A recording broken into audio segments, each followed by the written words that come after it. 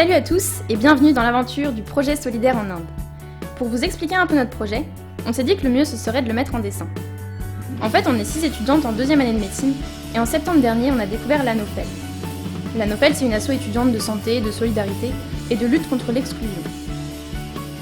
Alors cette année, quand le projet solidaire en Inde nous a été proposé, on est toutes venues pour en faire partie et l'aventure a commencé.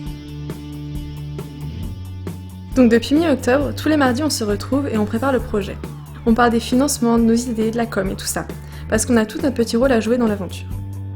Pour faire simple, Irène s'occupe de la partie budget et finances, mais aussi des lieux dans lesquels on va aller sur place. Anaëlle, elle a plein de contacts avec des artistes, donc elle fait en sorte que nos présentations ne soient pas trop moches. Elle s'occupe de notre image. Juliette, c'est un peu la pionnière de l'Inde parce qu'elle y est déjà allée. Du coup, elle connaît tous les bons plans. Maureen, elle joue le rôle d'intermédiaire avec les correspondants indiens, pour qu'on n'arrive pas là-bas sans que personne ne soit prévenu. Céline, elle gère ce qu'on va faire sur place avec les enfants, comme les jeux ou les sorties. Et Émilie, elle s'occupe de la com et du projet de collaboration avec une école en France. En gros, elle gère le relationnel. Alors, que va-t-on faire ? Au début, on voulait surtout sauver le monde, le rendre meilleur, et permettre un meilleur partage des richesses entre les populations. On voulait de l'eau, de la nourriture et de l'amour pour tous. Génial, non ? Mais en fait, on s'est vite rendu compte que c'était compliqué, même pour les grandes ONG.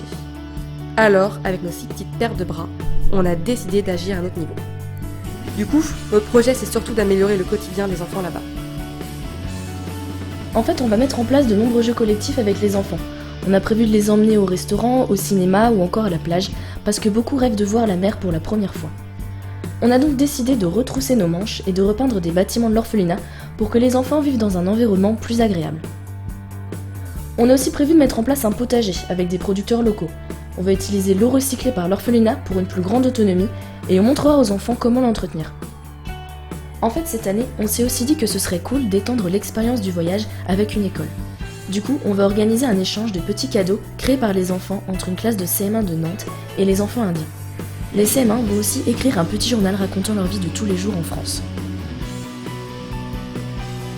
On a aussi pensé à acheter du matériel médical, car en fait l'asso qui nous accueille sur place s'occupe aussi d'enfants handicapés en dehors de l'orphelinat. On verra ça directement en fonction des besoins et de notre budget surtout. Comme on vient de le dire, l'asso s'occupe aussi d'apporter un soutien social à des enfants handicapés. Et vu qu'on est étudiante en médecine, on a donc décidé de suivre une formation en France pour pouvoir profiter au mieux de ce qu'on verra là-bas. Sinon, au niveau financier, on en est où ? Donc on a déjà récolté de l'argent en organisant des pique-niques pour les premières années de médecine, mais il faut pas s'arrêter là. On doit continuer pour réaliser tous nos projets sur place.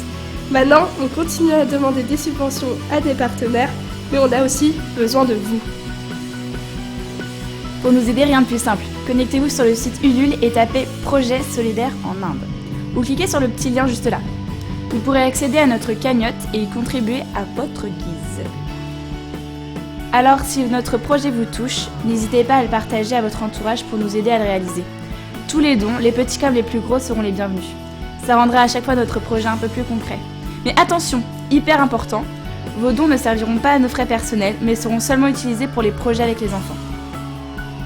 Aussi, venez aimer la page Facebook ANOFEL et suivez-nous sur Instagram et YouTube pour revoir cette vidéo par exemple. On y postera souvent des photos et vidéos jusqu'à la fin de l'année et surtout une fois sur place.